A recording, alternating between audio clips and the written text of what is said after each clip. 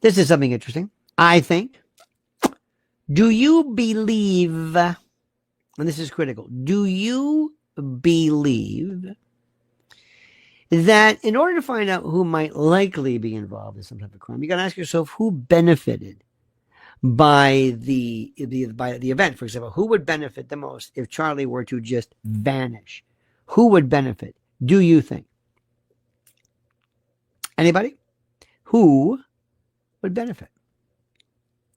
Well, one of the people, one of the groups that did not like Charlie towards the end, because I don't think, again, I think Charlie was naive. I didn't know him, but he might have known a lot about.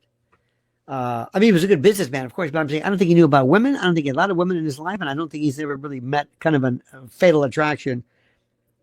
I will not be ignored, Dan, one of those types. I don't think he knew that what was coming.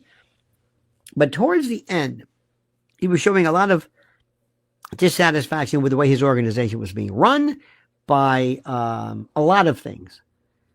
And let me go back a little bit. TPUSA, I wouldn't be surprised if they down the road were going to be bigger than anything you've ever seen. What would I do? If I ran TPUSA, I would have homes. I would have a TPUSA village. I would have a TPUSA community. I would have a TPUSA. I would have a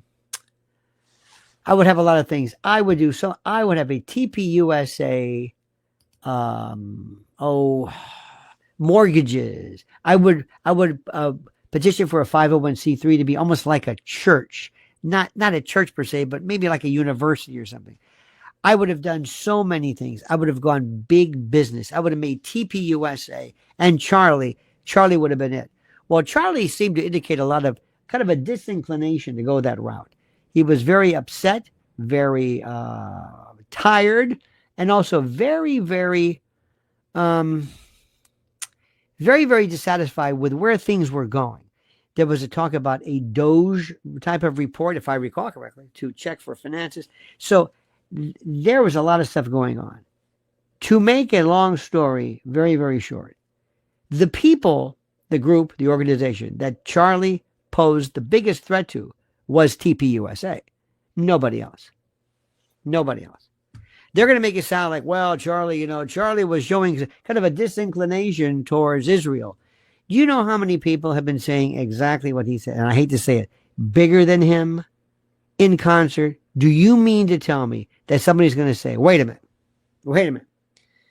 We have legions of people who have espoused a variety. We've got the UN, we've got the World, the International Court of Justice, the ICC, the ICJ.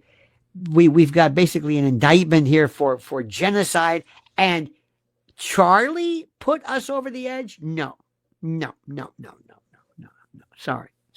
I know people would like to think that because it was talk at the end. Remember, he was on the phone and talking to this and the Hamptons thing. That I think is the most, out of everything that's going on right now. Somebody says we have to put an end to him by basically calling more attention to him in front of everybody. No, I don't believe that. But I will tell you the people who benefited greatly was when he got out of the way, because they could put this puppet in until they realized what a dumb shit she was, because she's out of her mind. They thought, I'm going to put her in. She'll just be the official. They honestly thought she was loving. That people loved her. They thought that was there, like it was Charlie, in heels or something. No, they realized, oh my God, you're a disaster. And then they realized, well, without Charlie and without Erica, what do we have? You think Tyler Boyer, these people, what do they have to say? It's over. That organization is just done. But these theories about how Charlie was dispatched because of what he said, I don't buy that. It just doesn't make any sense. This makes sense.